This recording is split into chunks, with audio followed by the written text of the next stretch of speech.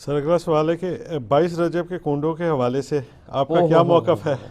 کیونکہ رجب 1440 کا دوسرا عشرہ چل رہا ہے اور آخری عشرے میں سنی اور شیعہ دونوں کے ہاں کنڈے چلتے ہیں۔ شریعت محمدیہ صلی اللہ علیہ وسلم میں اس کی کیا اہمیت ہے سر؟ کوئی اہمیت نہیں ہے جی، شریعت محمدیہ کے اندر یہ ایک بدعت داخل کی گئی ہے صلی اللہ علیہ وآلہ وسلم۔ یہ جس طریقے سے کئی کہانیاں چل رہی ہیں نا، یہ کنڈے بھی ایک کہانی ہے، اور ظاہر ہے جب بھی کوئی کہانی لانچ کرنی ہوتی ہے امت کے اندر کسی بڑی پرسنالٹی کے ساتھ اسے منسوب کیا جاتا ہے، تو یہ کنڈے منسوب کیے ہیں انہوں نے سیدنا امام جعفر بن محمد باقر بن علی بن حسین بن علی علیہم السلام اجمعین، المتوفى 148 ہجری۔ وہ کہتے ہیں امام جعفر کسی کو خواب میں آئے تھے، انہوں نے بشارت دی تھی کہ جو رجب کے کنڈے کرے گا تو اس کے لیے یہ بشارتیں ہوں گی۔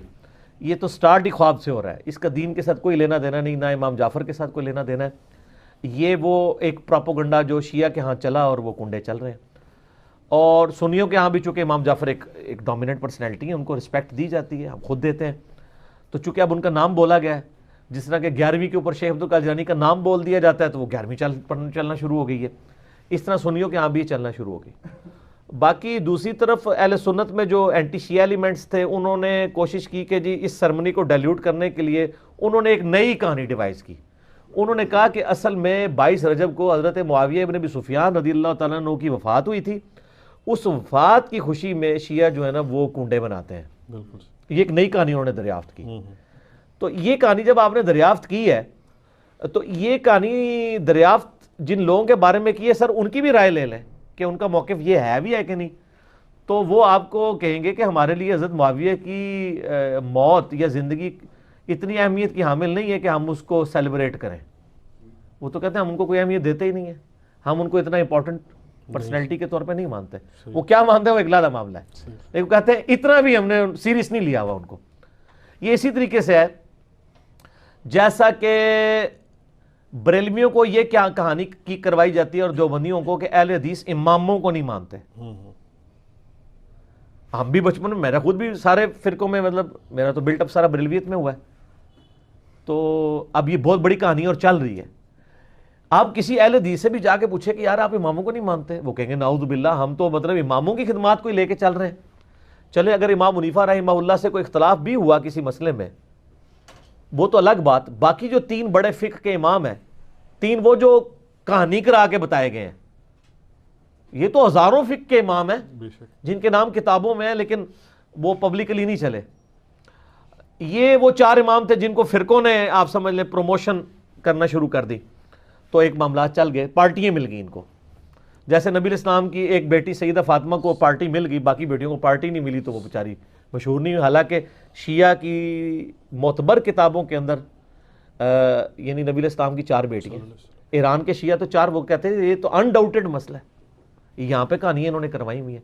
ایون سب سے بڑا جو رافضی ہے یاسر الحبیب، وہ بھی نبی الاسلام کی 4 بیٹیاں مانتا ہے، وہ بھی اس کے بھی انکار کرنے کی ضرورت نہیں ہوئی۔ نہج البلاغہ کے اندر مولا علی علیہ السلام نے حضرت عثمان کو داماد رسول فرمایا ہے، ٹھیک ہے، تو کہانیاں لیکن وہ چل رہی ہوتی ہیں اس طریقے سے۔ تو وہ ایک کہانی انہوں نے چلا دی اور وہ کہانی ان کی بکنی شروع ہو گئی کہ اماموں کو نہیں مانتے۔ وہ آپ اہل حدیثوں سے پوچھے آپ اماموں کو مانتے ہیں، وہ کہتے ہیں سر اماموں کا نہ مانے تو ہماری ساری کتابیں ختم ہو جائیں گی، کیونکہ امام بخاری کے استاد ہیں احمد بن حنبل، احمد بن حنبل کے استاد ہیں امام شافعی، امام شافعی کے استاد ہیں امام مالک، اور ان اماموں سے حدیثیں ہیں بخاری مسلم میں۔ اگر ہم ان اماموں کو ہی نہ مانیں تو ان حدیثوں کو پھر ہم کہاں سے مانیں گے جن کی چین سے وہ آ رہی ہیں؟ وہ پھر آپ کو بتائیں گے کہ ہم اماموں کو بھی مانتے ہیں اور اماموں کی بھی مانتے ہیں۔ اماموں کو مانتے ہیں کہ ان کی رسپیکٹ کرتے ہیں، اماموں کی مانتے ہیں کہ اماموں نے ہمیں بتایا ہے کہ ہماری کوئی بات بھی کتاب و سنت کے خلاف ہو تو اس کو چھوڑ دو۔ ہم اماموں کی روایت کردہ احادیث کو مانتے ہیں، باقی ان کے جو فتاوی جات ہیں جو دوسری صحیح الاسناد احادیث یا صحابہ کی اقوال کی روشنی میں غلط ثابت ہوتے ہیں، ہماری روشنی میں نہیں ان کی روشنی میں، ہم ان چیزوں کو چھوڑ دیتے ہیں۔ تو اسی طریقے سے شیعہ کے بارے میں کہانی کرا دی، وہ حضرت معاویہ کی ڈیتھ کا دن منا رہے ہیں، اور یہ سنی بھی ان کے دیکھا دیکھی شروع ہو گیا، ان کا اور چل رہا ہے۔ یہ اصالہ ثواب کے معاملے میں میرا بالکل کیٹاگوریکل ایک اوپینین ہے۔ لاکھوں لوگوں نے یوٹیوب پہ میری ویڈیو دیکھی ہے، مسئلہ نمبر 74۔ آپ اصالہ ثواب لکھیں یوٹیوب پہ، ٹاپ آف لسٹ میری وہ ویڈیو کھل جائے گی، اس میں میں نے ساری چیزیں بتائی ہیں 11ویں ہو، میلاد ہو، محرم کی نیاز ہو، یا آپ کی یہ رجب کے کنڈے ہوں، ان ساروں کے بارے میں کہ یہ سب کی سب ایکٹیویٹیز دین میں خود سے داخل کی گئی ہیں. ہم ان کو کفر و شرک والا معاملہ نہیں کہتے، لیکن بدعات تو ہیں. اب رہ گیا مسئلہ کہ اس طرح کی ایکٹیویٹیز میں جو کھانا ہے وہ حلال ہے یا حرام ہے. وہ بھی میں نے اس کے اندر بتایا ہوا ہے کہ کھانے کو حرام کہنے کے لیے یہ چیز ضروری ہے کہ آپ پہلے اس کی حرمت ثابت کریں. اس میں دو طریقے ہیں، یا تو وہ چیز جو پکائی جا رہی ہے وہ حرام ہو، کوئی خنزیر بنا دیتا ہے تو حرام ہے، یا چیز تو پاک تھی لیکن اس کے ذبح کے وقت زبر کے ساتھ غیر اللہ کا نام لیا گیا تو وہ پھر بھی حرام ہو جائے گی. تیسرا مسئلہ ہے تقرب والا. تقرب میں اب دو طرح کے آپشن ہیں. ایک تقرب یہ ہے کہ کوئی شخص یہ کہتا ہے کہ جی میں فلاں بزرگ کے اصالے ثواب کے لیے کر رہا ہوں، حضرت حسین علیہ السلام کو ثواب پہنچ جائے، ایک میری طرف سے ہدیہ. تو اس کے معاملے میں بھی ایسا کوئی سختی والا معاملہ نہیں ہے. لیکن اگر کوئی تقرب یہ کر رہا ہے کہ یہ اصالے ثواب ان کو پہنچے اور وہ میرے مشکل کشا ہے اور اس کے بدلے میں یہ میری مصیبت حل کر دیں گے، تو وہ تو نیاز کے بغیر ہی عقیدہ شرکی ہے. نیاز تو سائڈ پہ رہ گئی، عقیدہ ہی غلط ہے. بالکل ٹھیک ہے نا. تو ہمارا تو موقف یہ ہے کہ ہمارے پاس کوئی اس طرح کی کھانے پینے کی چیز لے آتا ہے، ہم اس سے پہلے پوچھتے ہیں کس کے نام کی ہے. اگر وہ کہتا ہے اللہ کے نام کی ہے تو بسم اللہ پڑھ کے کھا لیں.